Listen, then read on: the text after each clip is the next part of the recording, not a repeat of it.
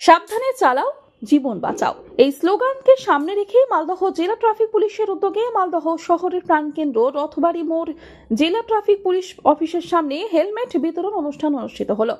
পথ দুর্ঘটনা কমানোর উদ্দেশ্যে মোটর বাইকে হেলমেট বিহীন মানুষদের সচেতন করতে হেলমেট পরিয়ে তাদের সচেতন করা হয়। এছাড়াও যে সমস্ত মানুষ হেলমেট পরে আসছেন তাদের গোলাপ ফুল দিয়ে সংবর্ধনা করে বাইকে safe drive safe life sticker লাগিয়ে সচেতন করা হয়।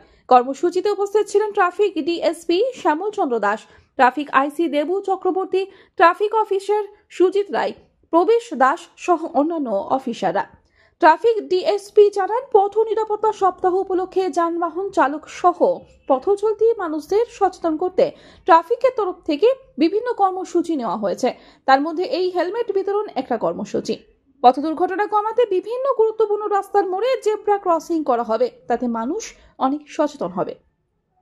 সেফ ড্রাইভ সেফ লাইফ সপ্তাহ শুরু হয়েছে আমাদের 27/1/24 থেকে 25 থেকে, এবং এটা আজকে হলো 31 হলো, আজকে হলো সমাপ্তি। তো মালদা ট্রাফিকের পক্ষ থেকে আজকে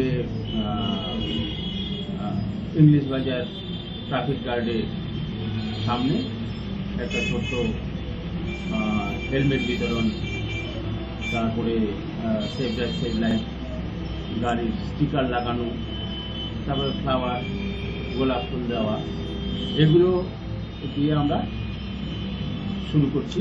মোটিভটা হলো যে এই অ্যাওয়ারনেস প্রোগ্রামের মাধ্যমে জনসাধারণকে সচেতন করা, যাতে উইদাউট হেলমেটে গাড়ি বাইক না চালায়।